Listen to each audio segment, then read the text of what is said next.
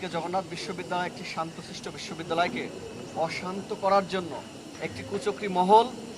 যে দীর্ঘদিন ধরেই যে একটা পায়তারা করছিল, আজকে সেটারই একটা প্রতিফলন ঘটেছে। আপনারা দেখেছেন আজকের আমাদের জগন্নাথ বিশ্ববিদ্যালয়ের শিক্ষার্থীদের ক্লাস পরীক্ষা চলাকালীন অবস্থায়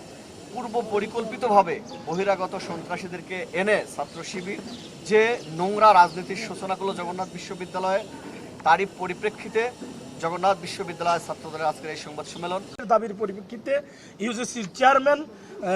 মহোদয় আমাদের জগন্নাথ বিশ্ববিদ্যালয়ে এসেছেন। আমাদের দাবি দেওয়া, আমাদের কথা, আমাদের বিভিন্ন ধরনের আকাঙ্ক্ষা শোনার জন্য তিনি এসেছেন এবং জুলাই আন্দোলন, জুলাই স্পিরিটকে ধারণ করার জন্য এবং আমাদের সেই জুলাই স্পিরিটকে অগ্রাধিকার দেওয়ার জন্য এসেছেন। কিন্তু সেখানে তারা যে ষড়যন্ত্রমূলক অবস্থান নিয়েছে এবং শিক্ষার্থীদের মুখোমুখি হয়েছে, সন্ত্রাসী কার্যক্রম করেছে, এটি অত্যন্ত হীনমন্য এবং অপচেষ্টা বলে মনে করি এবং জগন্নাথ বিশ্ববিদ্যালয়ের শিক্ষার্থীদের উন্নয়নের কার্যক্রমকে বাধাগ্রস্ত করার চেষ্টা বলে মনে করি।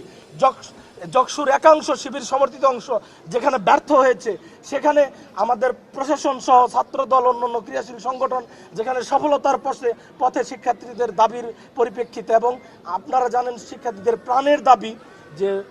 শিক্ষার্থীদের সার্টিফিকেট ডিজিটাল মাধ্যমে আপলোড করে যে কোনো সময় যাচাই করার মাধ্যমে যাতে আমাদের জগন্নাথ বিশ্ববিদ্যালয়ের শিক্ষার্থীবৃন্দ বিভিন্ন জায়গায় চাকরির ক্ষেত্রে সহজে অ্যাক্সেস পায়, সেই কার্যক্রম যখন আমাদের জগন্নাথ বিশ্ববিদ্যালয় শুরু করেছে, ঠিক তখনই শিবির এসে এই ধরনের আচরণ এবং মুভ করছে। 5ই আগস্টের পরবর্তীতে এই ক্যাম্পাস যেহেতু দেশনেত্রী বেগম খালেদা জিয়া এই বিশ্ববিদ্যালয় প্রতিষ্ঠা করেছিলেন, ওনার স্মৃতি বিজড়িত বিশ্ববিদ্যালয়, সেখানে 5ই আগস্টের পরবর্তীতে সেই 17টি বছর ফেসিবাদ ছাত্রলীগের দ্বারা এই ক্যাম্পাসে সাধারণ শিক্ষার্থীরা যেভাবে নিষ্পেষিত হয়েছে, অত্যাচারিত হয়েছে, সাধারণ শিক্ষার্থী পরিবেশ নষ্ট হয়েছে, এর থেকে বের হয়ে জুলাই আগস্টের চেতনাকে লালন করে